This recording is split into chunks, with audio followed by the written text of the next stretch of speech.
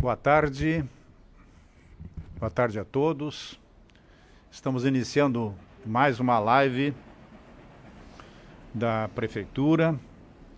Agradecer a presença de todos vocês.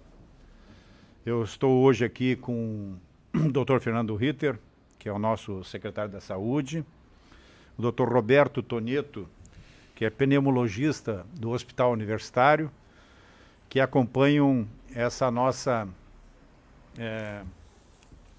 cobertura de hoje, né? No bloco 1 nós vamos falar sobre os hospitais de campanha, né? Explicar os motivos que nos levaram a abrir os hospitais de campanha, e também falar sobre todos os prognósticos, enfim, dados que a gente tem nessa live de hoje. É uma live que vai durar mais ou menos uns 30 minutos, e talvez 40, né? Mas procurar fazer em 30 para que não fique também muito enfadonha e não fique muito prolongada. Bom, primeiro assunto então, Fernando, eu gostaria de ter a tua participação aí, e de nós fazer aqui uma linha do tempo, retornando lá para o dia 30 de janeiro, quando nós recebemos a notícia de que a Organização Mundial de Saúde decretava emergência no mundo inteiro, né? Dia 30 de janeiro deste ano. Dr. Roberto Tonieto deve se recordar disso, né? E depois, nesse slide aí que está aparecendo para vocês, no dia 11 de março, né, 2 meses depois, a Organização Mundial de Saúde decreta pandemia de coronavírus no mundo inteiro. Para vocês, para quem não sabe, né, é bom a gente esclarecer, né, doutor Neto, qual é a diferença de emergência e de decretação de pandemia?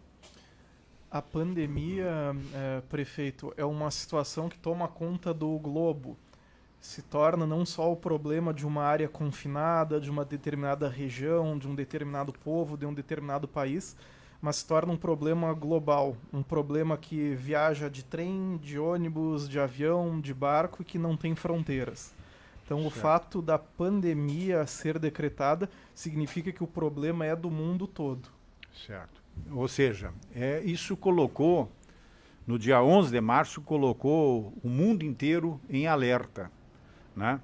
Naquela oportunidade, eu lembro bem que a pandemia estava ocorrendo mais na Itália, né, Espanha, França, eram as notícias que a gente ouvia, né, naquela oportunidade. Eu me lembro bem, no dia 19 de março, nós ouvimos notícia que estavam faltando vagas nos hospitais da Itália. Sim. E que os médicos tinham que fazer uma opção de escolha, né, Fernando, de quem iria morrer. Exatamente. Né? Que eu acho que a pior decisão que um médico tem que tomar, né, doutor Tonieto, é de quando escolher quem vai morrer. Porque normalmente o médico luta muito, né? Normalmente não, sempre. O médico luta muito para salvar vidas. E quando chega num ponto extremo que o médico tem que tomar uma decisão de quem vive e quem morre, é uma decisão muito difícil, né? E me lembro também na televisão as imagens de caminhões do Exército carregando caixões na Itália. Exatamente. Uma situação bastante preocupante. Isso nós estamos recordando lá em março, pessoal. É bom que a gente faça esse retrospecto para vocês colocarem na mente de vocês o quadro que existia naquela oportunidade. Também me lembro, no dia 20 de março, o nosso então ministro da Saúde, o Mandetta, fazendo as projeções. Quais eram as projeções naquela oportunidade? Eu acho, né, prefeito, é bom a gente recordar sempre, né, que era anunciado pelo ministro, que nós teríamos um crescimento exponencial, um crescimento bastante grande no mês de abril, maio e junho, tá? E que a tendência era que a partir de julho, agosto, setembro, a gente tinha uma tendência de queda do número de casos, tá? Isso fez com que a gente tomasse algumas atitudes, né? A gente não tinha a mínima ideia de quanto ia funcionar a questão do isolamento social, tá? E hoje a gente sabe que nós tivemos o maior pico de isolamento social no Brasil no dia 28 de março, tá? Mais de 70% da população do Brasil ficou isolada nas suas casas, tá? E essa tendência de isolamento ela tem diminuído, né? Eu acho que é importante destacar, tem diminuído a nível de Brasil. Tá? E no Rio Grande do Sul também a gente tem aí uma tendência... Mas vamos ficar naquela época, Fernando. Isso. Só para a gente refrescar a memória do pessoal. Além disso, né, o próprio ministro da Saúde colocava aí a preocupação na taxa de ocupação de leitos e que nós teríamos um estresse já iniciando no mês de abril, falta de leitos. Por quê? Porque a maioria dos hospitais já se encontravam com essa taxa de ocupação bastante alta, especialmente hospitais de grande porte. E eu me lembro, Fernando, que nós fizemos uma reunião aqui do grupo Coronavírus, que nós até hoje nós temos essas reuniões 2 vezes por semana. E eu me lembro que tu tinha umas tabelas aí que apontavam que o estresse dos nossos leitos aqui em Canoas, porque naquela oportunidade o pico da pandemia aqui no Rio Grande do Sul, o epicentro da pandemia era Porto Alegre. Exatamente. Era aqui do lado, né? E naquela oportunidade o Fernando apresentou para nós algumas tabelas, doutor Roberto, de que apontavam de que nós aqui teríamos um esgotamento de leitos já em abril ou maio. Exatamente. Né? Me lembro também que foi no dia 25 de março, foi cancelada a Olimpíada, pela primeira vez, um cancelamento de uma Olimpíada, em virtude de uma pandemia. Bom, e também no dia 1º de abril, se as pessoas pegarem as reportagens, mortos, cadáveres no Equador, né, ficavam na rua, abandonados durante 3, 4 dias, né, doutor Roberto Neto, em virtude da pandemia. Um colapso no sistema funerário. Um colapso no sistema funerário do Equador. Ou seja, pessoal, diante desse quadro aterrorizante, preocupante, que nós, prefeitos, nós, prefeituras, secretários da saúde, pessoas que trabalham no sistema de saúde, tínhamos que tomar uma decisão. 2 tipos de decisões nós tínhamos naquele momento. Ou nós ficávamos quietos, deixávamos tudo parado para ver o que iria acontecer, né, Fernando? Isso aí. Ou tomava alguma providência para salvar vidas. A nossa decisão foi sempre a de salvar vidas. Tomar decisão é muito fácil hoje, depois de 4 meses da pandemia ter transcorrido, de várias prefeituras, vários governos têm tomado atitudes de saber o comportamento da curva. Depois de 4 meses, emitir opinião. Por que não fizeram isso, não fizeram aquilo? Eu quero ver, né, Fernando? Tomar decisão naquele momento onde tinha aquele quadro de cadáveres na rua no Equador, do pico da pandemia era aqui em Porto Alegre. Qual foi a decisão que nós tomamos? A mesma decisão que várias cidades no Brasil e no mundo tomaram, de tomar providência para ter leitos suficientes para atender aquela curva que o ministro Mandetta dava como certa naquela ocasião, aquela curva como vários estados do Brasil começaram, São Paulo começou com a pandemia, que nós tomamos a decisão aqui. Então, no dia 1º de abril, nós abrimos, em tempo recorde, 4 hospitais de campanha. 932 leitos, doutor Toneto, para colocar à disposição da população de Canoas. E iniciamos isso e inauguramos o primeiro hospital de campanha no dia 16 de abril desse mês passado, aí, de abril passado, né? O Hospital de Campanha da Rio Branco, dia 16 de abril. Nós estamos fazendo todo esse histórico, pessoal, para vocês, porque agora, hoje, ontem, esse final de semana, está circulando um vídeo nas redes sociais mostrando que nós estamos desmanchando o hospital de campanha, que nós estamos sendo irresponsáveis com dinheiro público, que nós estamos, enfim, sendo irresponsáveis. E é por isso que a gente faz essa linha do tempo, para que vocês se situem lá atrás, lá no início de abril, quando todos os prognósticos apontavam que haveria aqui mortes em larga escala, né? Bom, então no dia 16 de abril, doutor Toneto, e o senhor que acompanha esse processo, nós abrimos o primeiro hospital de campanha na Rio Branco. Para vocês terem uma ideia, de lá até hoje, o hospital de campanha da Rio Branco já atendeu 3.540 pessoas. Isso são os números de ontem, né? Isso aí, os dados de ontem. Dados de ontem. 3.540 pessoas. Isso já deve ter superado os 3.600 hoje, porque a média de atendimento na Rio Branco é de 59 pessoas. Sim. Praticamente 60 pessoas. Então, hoje já deve estar atingindo a marca de 3.600 pessoas. E o Hospital da Boqueirão, que nós abrimos no dia 14 de maio, ou seja, não faz ainda um mês. Um mês já. Um mês agora? Hoje. Hoje está fazendo um mês, né? Hoje é dia 14, é isso? Ontem. Ontem. Fez um mês. Esse hospital já atendeu 1.860 pessoas, uma média de 62 pessoas por mês.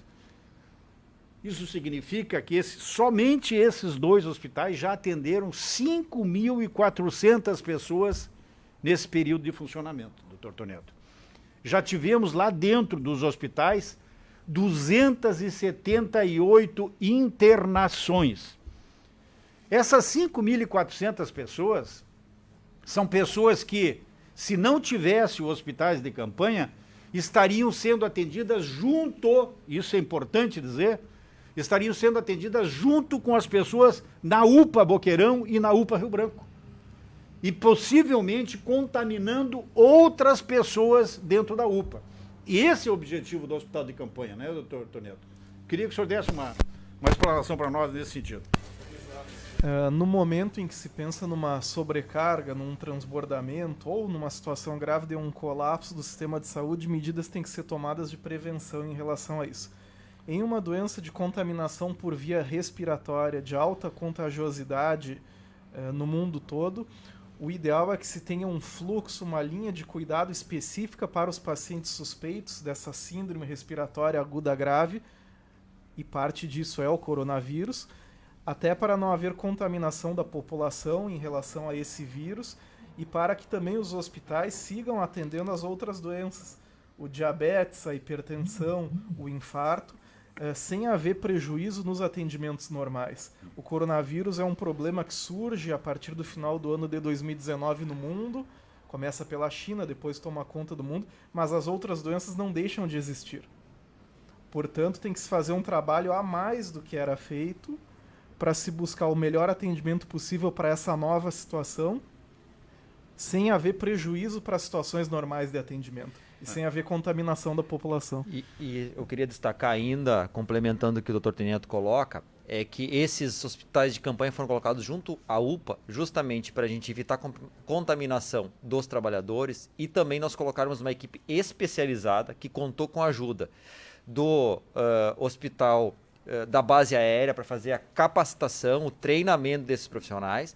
Esses profissionais, como estão expostos a um risco maior de contaminação, porque pegam todos os sintomáticos respiratórios, inclusive os coronavírus, né, que foram confirmados, tá? Porque quase todos os casos nossos confirmados, eles passaram pelo hospital de campanha. Eles usam equipamento específico para evitar qualquer tipo de contaminação e nós temos um dos menores índices de pessoas contaminadas, profissionais da saúde, contaminados pelo coronavírus em função de que tomamos todas as medidas sanitárias adequadas para a gente evitar a contaminação, prefeito. Bom, Com isso, pessoal, nós inauguramos, então, no dia 14 de maio, o Hospital de Campanha da Boqueirão.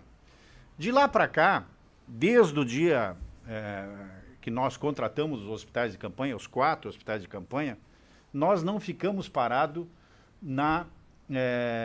no objetivo de eliminar esses hospitais, porque isso não são hospitais provisórios, transitórios, montados numa situação de emergência e de calamidade, e que o objetivo é de que a gente, com o tempo, a gente não precise dessas estruturas. Bom, o que nós fizemos?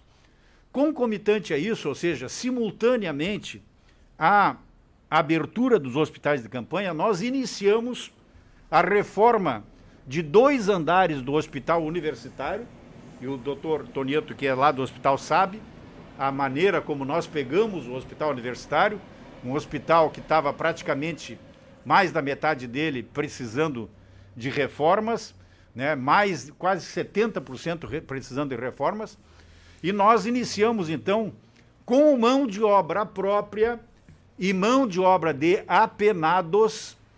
Nós temos um programa aqui que nós usamos a mão de obra de apenados, que fazem a regressão de pena, né? Aqui nas imagens, essas pessoas que têm esse uniforme azul é do programa Recomeçar, que é um programa que usa a mão de obra de apenados. Nós fizemos a reforma, então, com um investimento muito pequeno, em torno de R$300 mil, nós fizemos a reforma do 7º e do 9º andar. Aí estão aparecendo imagens já do 7º e o 9º andar reformados. Com isso, nós conseguimos, nesse período, enquanto funcionavam os hospitais de campanha, nós conseguimos acrescentar na nossa rede permanente, ou seja, leitos que vão ficar para sempre agora no hospital universitário, reformamos 200 leitos, que nós estaremos entregando agora quarta-feira, esses 200 leitos funcionando. Com isso, nos possibilitou que nós pegássemos toda a estrutura dos outros 2 hospitais de campanha, o do Nossa Senhora das Graças, que lá tem 23 leitos e mais uma UTI, do próprio hospital universitário, que tem uma quantidade de leitos lá também que foi construída, nós deslocarmos esses leitos aí para dentro do hospital universitário. Então, o que nós estamos fazendo, ao contrário do que um vídeo que anda circulando nas redes sociais, dizendo que nós estamos demolindo a estrutura do hospital de campanha, porque o Tribunal de Contas fez um apontamento, nos obrigou a demolir, é mentira, é fake news, pessoal. O que nós estamos fazendo é o que qualquer bom gestor faria. Enquanto nós estamos usando as estruturas provisórias para salvar vidas, ao mesmo tempo nós estamos reformando o hospital para aumentar os leitos e poder desmontar essas estruturas. É isso que nós estamos fazendo.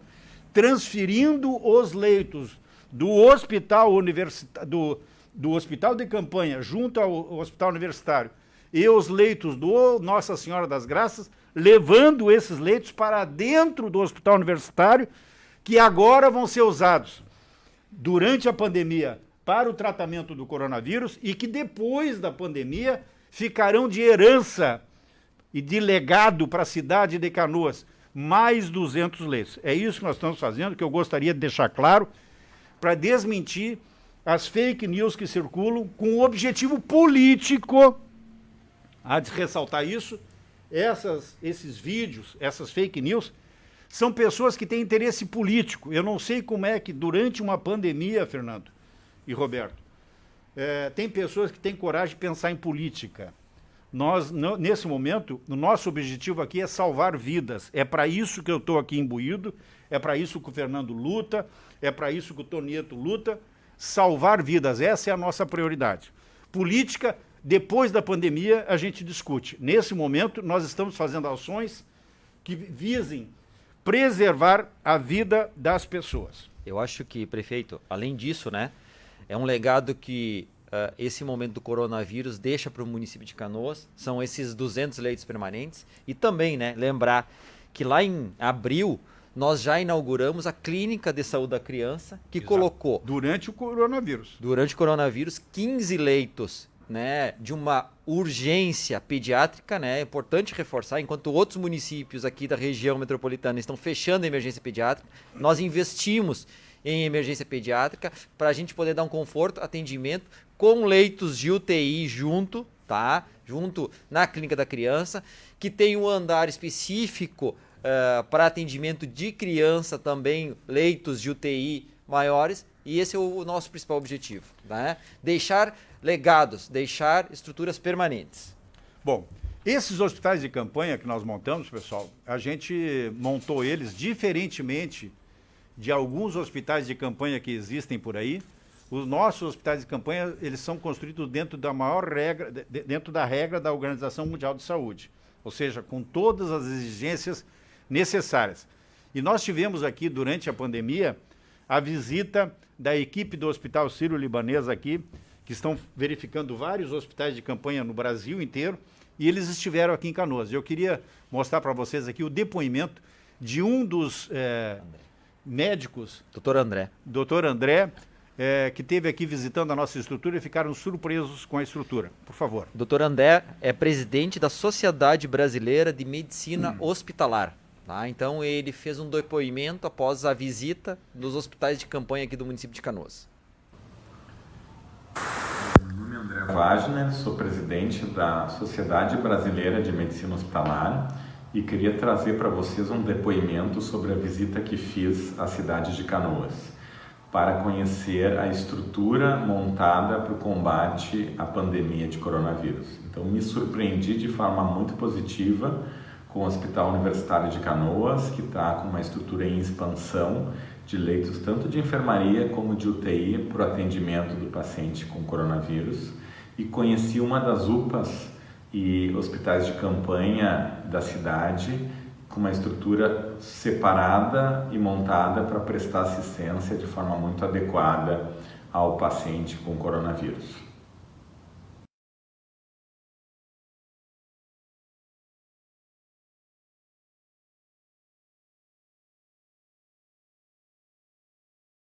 Onde ele...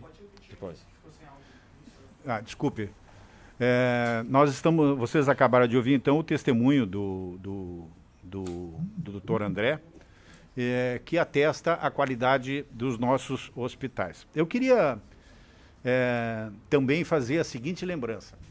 Lá naquela oportunidade, início de abril, todos os prognósticos eram de que a pandemia teria uma curva e atingiria o pico de casos e de mortes em abril ou maio. Obviamente que nós não ficamos parados, nem nós, nem o governo do estado, nem Porto Alegre, nem ninguém. O epicentro que era Porto Alegre, né, e todos esses casos, houve então uma mobilização tanto do governo do estado como as prefeituras no sentido de frear o caminho a progressão da doença.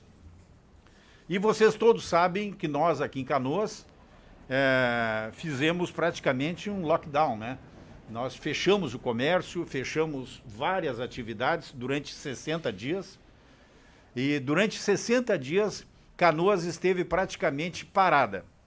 Isso, Canoas e outras regiões do estado, que foi por uma determinação, inclusive, de um decreto estadual, fez com que a curva de casos no Rio Grande do Sul amenizasse, né, Fernando? Isso mesmo. Desse uma freada, né, Toneto? Uhum. E aí, evidentemente, aquela previsão que nós tínhamos de abril, que acontecesse um pico da epidemia, ela amenizou e foi retardada. Bom, ficamos praticamente 60 dias fechados, aqui com o comércio, e a gente se preocupa muito com isso, porque fechar o comércio significa fechar a renda de muitas pessoas, significa, às vezes, até perder o emprego das pessoas, e nós nos preocupamos aqui em Canoas com as duas coisas, nos preocupamos tanto com o comércio, com o emprego, como nos preocupamos também com as vidas, claro, sempre dando preferência para a preservação das vidas.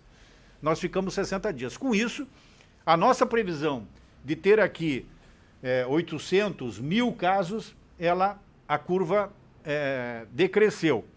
Então, hoje, os números são outros, que o Fernando agora vai comentar com vocês, né? Exatamente, né? Acho que é importante, né? Nós vamos agora projetar aqui o número de casos hoje, no dia 15 de junho, tá?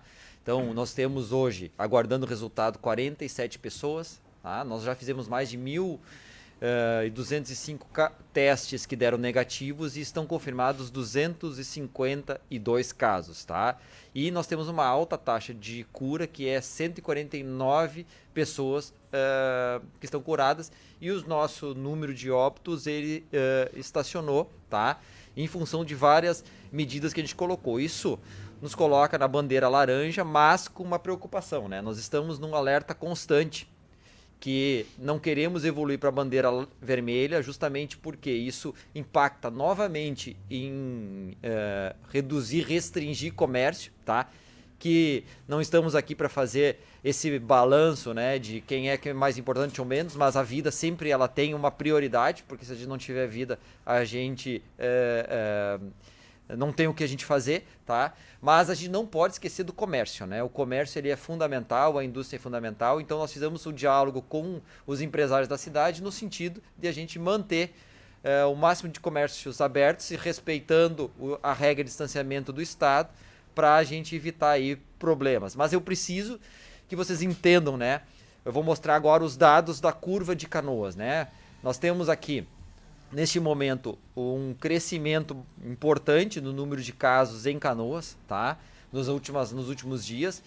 Nós fizemos uma restrição importante nos finais de semana, e eu vi aqui as pessoas comentando, né? O objetivo da restrição nos finais de semana, eu vou mostrar para vocês no próximo gráfico a taxa de ocupação dos leitos de UTI, né?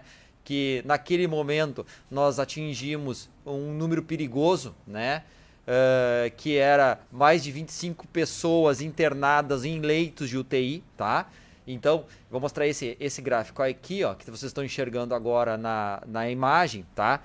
Se vocês olharem ali, entre as duas linhas vermelhas, nós temos um momento onde nós estressamos nossa capacidade de hospital, de leitos de UTI, muito grande. Chegamos a 27, 28, 29, às vezes 30 casos, tá? E aí é bom deixar esse slide na tela e comentar com vocês o seguinte: lá no dia 17 de abril, 21 de abril, lá, ó, isso. Nós tivemos. Essa setinha aparece no vídeo para as pessoas? Ah, então ótimo. Então, o mouse não. Então, dia 26 aí, ó, nós tivemos, no dia 21 de abril, nós tivemos 26 casos de internação das UTIs, né, Fernando? Isso aí. Ele perdurou durante 2 dias, do dia 21 até o dia 23, 3 dias. Nós ficamos com as UTIs com 25 a 27 casos. E depois, vocês percebem que cai para 21, para 15, para 20, aí... Então, ele não chegou a ficar permanente, aqueles leitos ocupados, né, Fernando? Isso aí. Vindo novamente a ocorrer uma ocupação acima de 25 no dia... Que 19, dia aí? 19 de maio. Isso. É isso? É isso. Eu não estou conseguindo enxergar aqui 19 muito de bem. maio. 19 de maio. Ali ficou durante 4 dias e aí sim nós tivemos que tomar alguma providência, né, Fernando? Pode continuar, por favor, então. Primeiro foi o seguinte: nós determinamos a abertura de mais 10 leitos de UTI, porque nós, além de ficarmos entre 25, 26 e 27, nós tivemos quase 30 casos, tá? E também se a gente... Eu queria que voltasse lá Volta a aquele imagem, gráfico lá que é importante, nós estamos comentando tá? ele ainda. Que a gente vai ver o seguinte: ali no próximo ao dia 28, 29, a gente continuou com os casos 28, 29 casos, 30, chegamos a ter 30 casos, ocupar todos os leitos de UTI, abrimos mais 10 leitos e tomamos uma medida importante, que foi a gente restringir a circulação de pessoas nesse primeiro momento no domingo, né? Para que as pessoas, que a gente estava percebendo através das câmeras de monitoramento, que as pessoas iam para as praças, já estavam compartilhando chimarrão novamente, já estavam fazendo aglomerações, já aumentou o número de festas, porque as nossas fiscalizações começaram a perceber um ajuntamento de pessoas, tá? E isso fez com que a gente fosse fazer uma fiscalização mais rígida, recomendássemos o fechamento, né? A circulação de pessoas nas praças e nos parques. E se vocês olharem, a partir desta medida, a gente teve uma redução de casos de internação. Eu queria comentar nesse gráfico aí, vocês percebem que quando atingiu os 24, 25, nós acionamos o gatilho de colocar mais 10 leitos, ou seja, o nosso novo gatilho agora vai ser com 35, quando nós tiver 35 leitos ocupados. Mas, a partir desse momento, nós tomamos algumas atitudes. Nós fizemos um decreto de fechamento de praças e parques nos domingos e também fechamento do comércio nos domingos à tarde. Os supermercados abrem até às 13 horas e o comércio em geral não abre.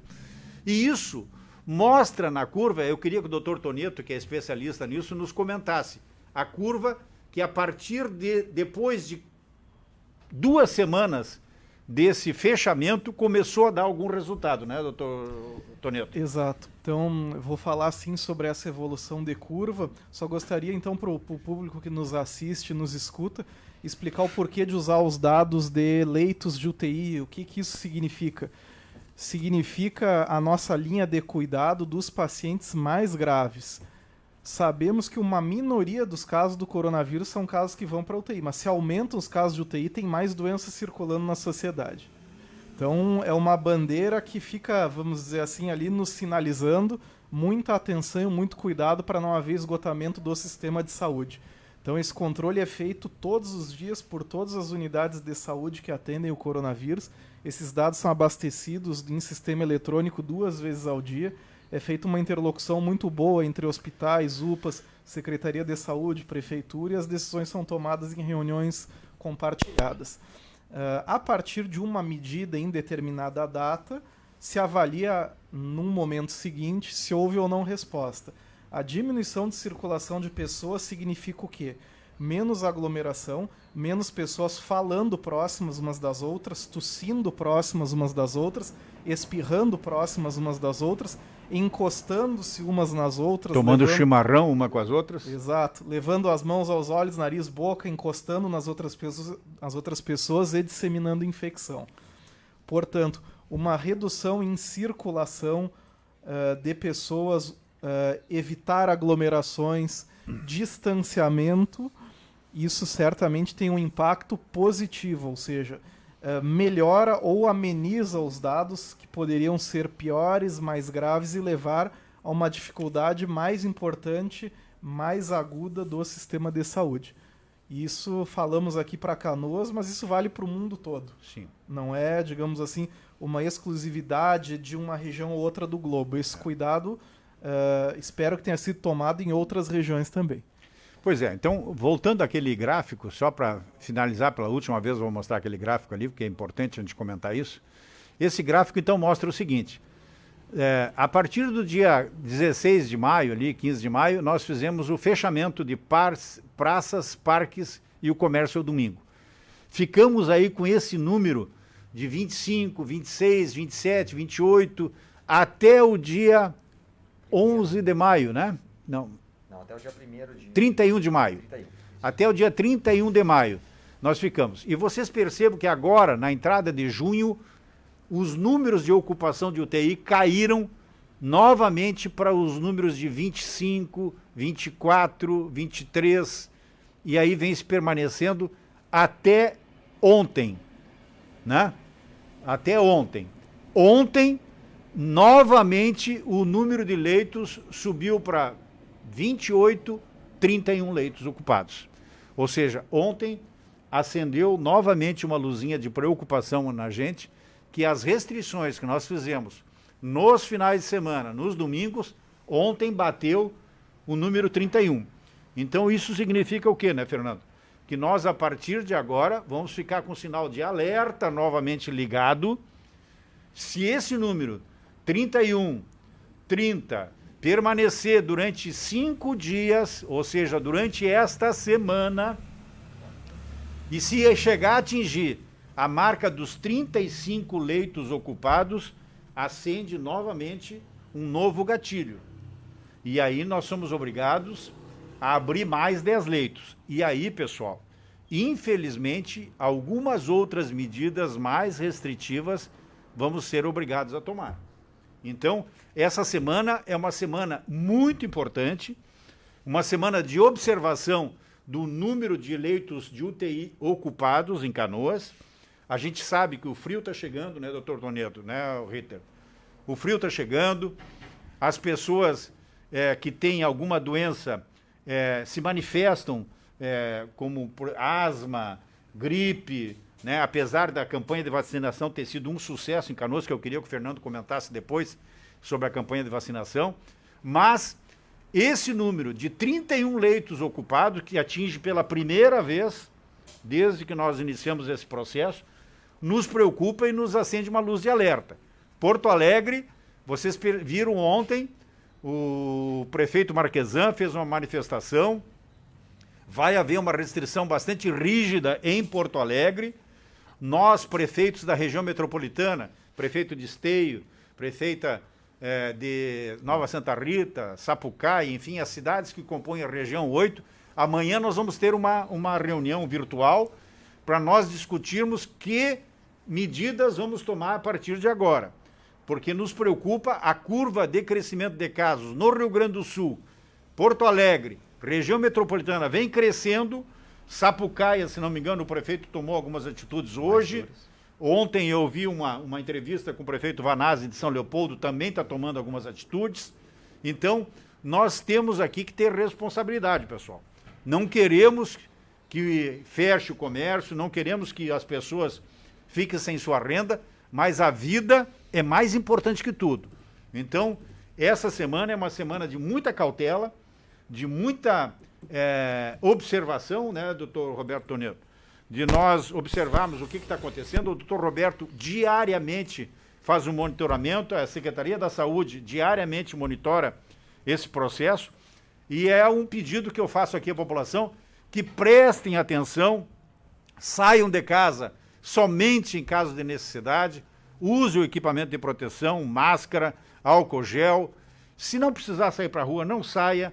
Nós, nesse momento, é um momento da gente ter toda a cautela possível, porque a curva no Rio Grande do Sul, no Brasil, está crescendo muito rapidamente, né, doutor Tonel? Exato. Então, é importante ressaltar, a máscara já entrou no dia a dia das pessoas, mas não é viver absolutamente normal como antes, simplesmente com a máscara no rosto.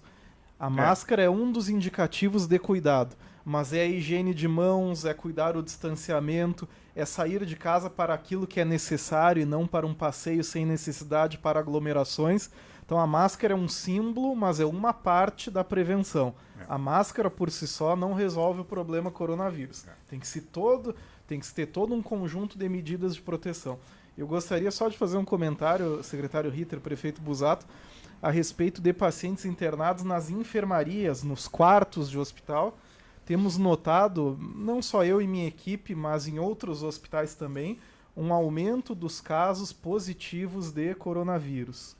É claro que existem as doenças do frio, as crises de asma, de enfisema, de bronquite crônica, as pneumonias, mas o número de casos de síndromes respiratórias que se atribui ao coronavírus tem aumentado. Nós começamos lá no início de fevereiro, março, 10 casos suspeitos para um confirmado. Hoje é 3, talvez 4 casos suspeitos para um confirmado. Então existe essa tendência assim de aumento de casos de pneumonias, de bronquites e de gripes causados já confirmado pelo coronavírus. Eu vou aproveitar aqui o momento, né? Eu vi que as pessoas estão perguntando bastante sobre a vacina, né? Primeiro que a nossa vacina, para quem quiser olhar no site do Ministério da Saúde, tem um link chamado Vacinômetro, tá? Então pode botar lá a situação de vacinação de todos os municípios do Brasil, tá? Então eu vou passar os dados atualizados de hoje de tarde. Então nós atingimos aí 90% do público-alvo, contando idosos, crianças, gestantes, puérperas, pessoas com doenças crônicas, tá? Chegamos a 90% do público geral que é da campanha sendo vacinado, tá? Com uma questão importante, né? Idosos a gente vacinou além do número que estava preconizado, tá? Porque temos mais idosos do que o Ministério da Saúde julgava que tínhamos. E nós temos uma preocupação ainda que os pais ainda não estão levando suas crianças para vacinar. Nós estamos com 55% ainda das crianças maiores de 6 meses e menores do que 6 anos de idade foram apenas vacinados, 55%. Apesar de a gente estar indo de casa em casa ainda vacinar, tendo vacina nos postos de saúde para as pessoas levarem, podem lá levar. Eu queria fazer um apelo aqui. Levem suas crianças para vacinar, as gestantes também precisam ser vacinadas e as puérperas também precisam ser vacinadas, tá? Por quê? Nós vamos dar ainda a oportunidade, a campanha de vacinação ela se estende, mas nós também estaremos abrindo aí a partir de quinta-feira a vacinação para todas as outras pessoas dos outros grupos que não são grupos vulneráveis, tá? Então, todas as pessoas que não tiveram a oportunidade ainda de vacinar poderão procurar as unidades de saúde com calma, temos doses suficientes, A partir de quinta-feira. quinta-feira. Tá? A partir de quinta-feira nós estaremos liberando para outros. Até, então, hoje, amanhã e quarta-feira, ainda somente os grupos da campanha, que são pessoas idosas, gestantes, pessoas com doenças crônicas, crianças, puérperas, essas têm a oportunidade de vacinar ainda esses grupos, tá? E a partir de quinta-feira nós estaremos liberando para o público geral. Para o público geral. Bom, pessoal, chegamos aí a 40 minutos.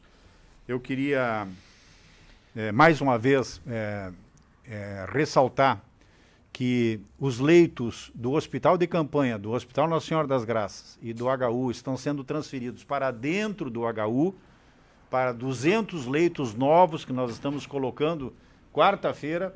Esses leitos começam a funcionar. Leitos que vão ficar agora definitivamente para a população de Canoas. São 200 leitos de primeira qualidade. E nós estamos pegando todos aqueles leitos, aquelas camas, UTIs, que estavam no Gracinha e no HU, estamos transferindo para dentro do hospital agora. Então as pessoas agora vão ser atendidas não mais no hospital de campanha, e sim dentro do hospital universitário. Os hospitais de campanha da Rio Branco e da Boqueirão continuam funcionando ainda nesse período. Nós vamos ficar então com esses 2 hospitais de campanha, que atendem perfeitamente agora a população dentro da curva que abaixou, né? Mas sempre ressaltando aqui a cautela, né? Chegamos à ocupação de 31 leitos. Então essa semana é uma semana muito importante, que nós vamos ficar observando o número de leitos ocupados, o número de casos, e se continuar essa ocupação e chegar nos 35 leitos, infelizmente, vamos ter algumas novidades que nenhum de nós gostaríamos de dar para ninguém. Assim como o prefeito de Porto Alegre teve que tomar algumas atitudes, porque Porto Alegre atingiu um número de ocupação maior que o nosso, nós aqui também estamos de alerta, não só nós, como os prefeitos de toda a região aqui, repito, de Santa Rita, de Esteio, de Sapucaia, enfim, de todos os prefeitos que compõem a região 8, se permanecer essa taxa de crescimento, vamos ter que pensar em outras medidas para que a gente não tenha aqui o perigo de ficar com pessoas desassistidas durante essa pandemia. Eu agradeço a presença, então, do Roberto Toneto, nosso médico pneumologista do HU. Agradeço a ti, Fernando, pela tua dedicação e agradeço a todos vocês por estarem conosco todos esses minutos. Muito obrigado.